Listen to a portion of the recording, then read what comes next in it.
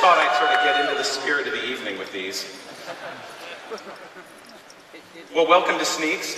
We have a little bit of chaos backstage. We have a sneak that we've had to cancel at the last minute, so I apologize for that. It was all about how to make the Acrobat upgrade messages come even more frequently. So really, seriously, welcome to Sneaks. For those of you who've been to Max before, you know what this night is all about. But for those of you who are new, you're in for a special night. The rest of this show, you've seen our vice presidents, our marketers, our executives, our partners. This is the night that the engineers come out to play.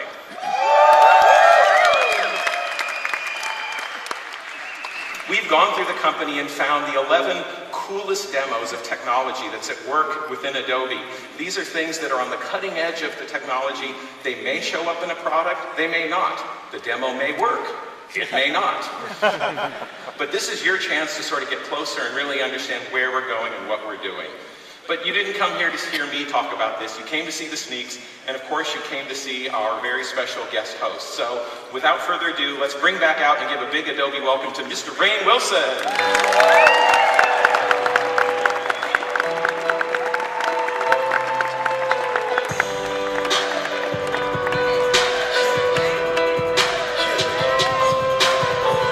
How's it going, Greg? Good to meet you. Nice to see you.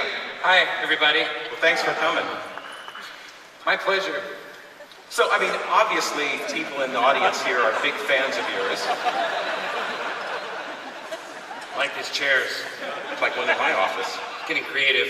You feeling it? You feeling the creative vibe? I am. Good. So I have to ask, I mean, here in the audience here, clap if you've ever worked with a Dwight. So everyone has. So, but I gotta ask, did you ever work with a Dwight? I played D&D with the Dwights. That beats working with the Dwights. Yeah, you worked it. I played D&D. Maybe he's here tonight. Chris Anybody Cole here plays is his D&D name. with Rainn? Anybody want to? Yeah, I got a regular Thursday night game if anyone wants to join on. But he had Dwight glasses, and they literally had, and this is no joke, this was like 1978, 79. He had Dwight glasses, and they said Battlestar Galactica on the side of the glass.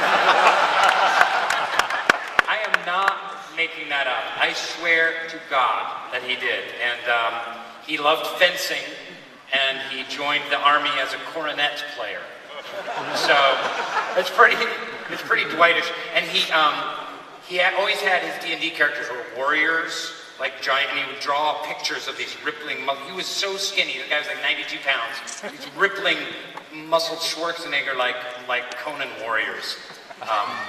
Well, it's funny you brought up science fiction because everybody knows The Office, but I'm actually a fan of one of your lesser-known science fiction works. How many people here have seen Galaxy Quest? Sure, my first movie. My very first movie. Oh, really? Yep. Mm-hmm. One of my favorite movies, and so I put a post on Twitter on whether or not I should bring that up or not, and the best response one says, "By Grabthar's hammer, that's a good one." By Grabthar's hammer. Exactly. Yeah.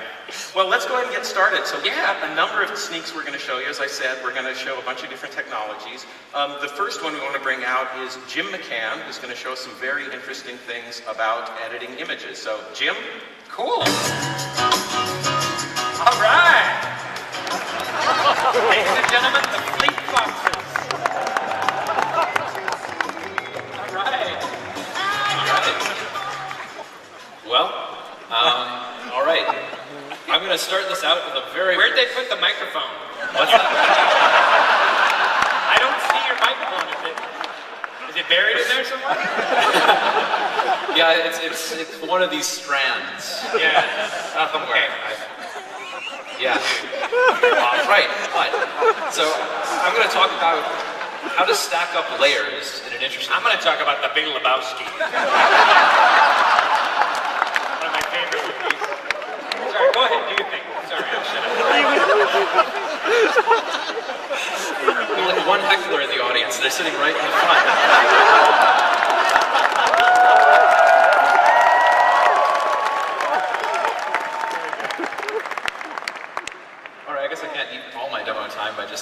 So I'm going to talk about how to stack up layers, and I bet you're all familiar with how you could stack up these two layers, this sun and this flower, in sort of various programs. This is just a sampling of 7 programs. You have 7 programs to choose from to stack up these layers, but you can really only stack them up 2 ways. You put the sun over the flower, flower over the sun.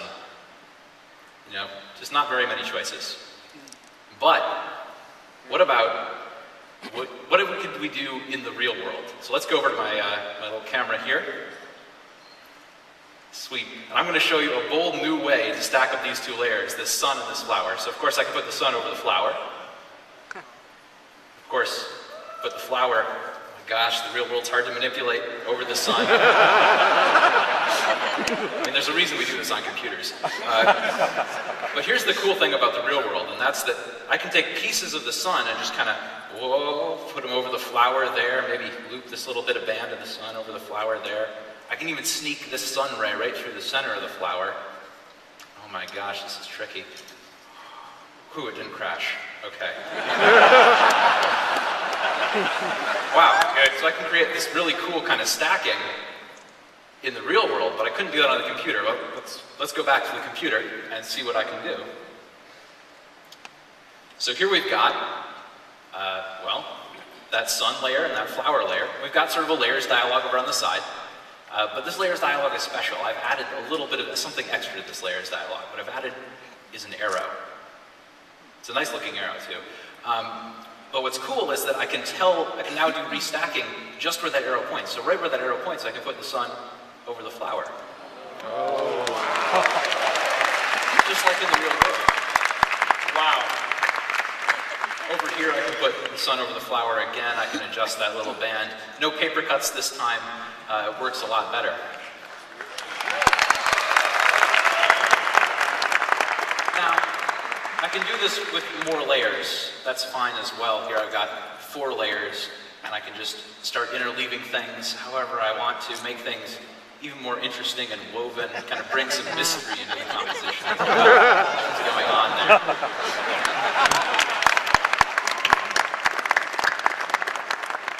So, maybe you don't like the layers dialog. Well, in that case, you could just drag your layers around. This is 4 layers. You can drag them around, and every time you drag a layer over another layer, it'll just go on top.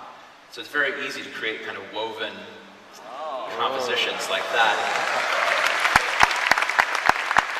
Or you can go around the other way and kind of reverse the direction of the weave. No problem. Of course, what happens when you drag one layer into another? Well, it just runs into it, as you'd expect. Just slips.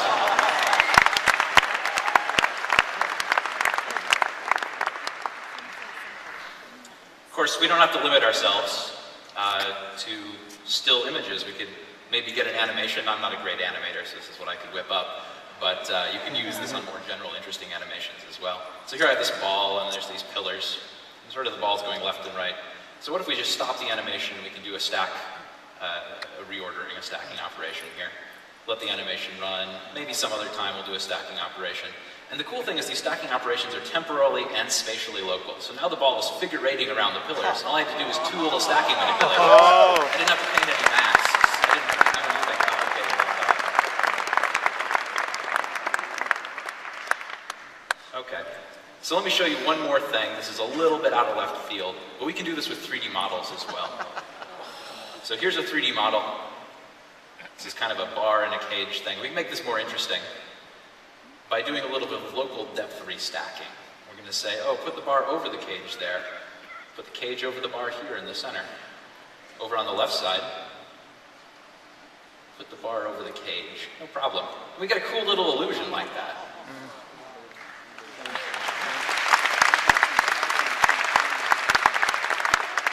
Thanks for realizing I was waiting for you to applaud.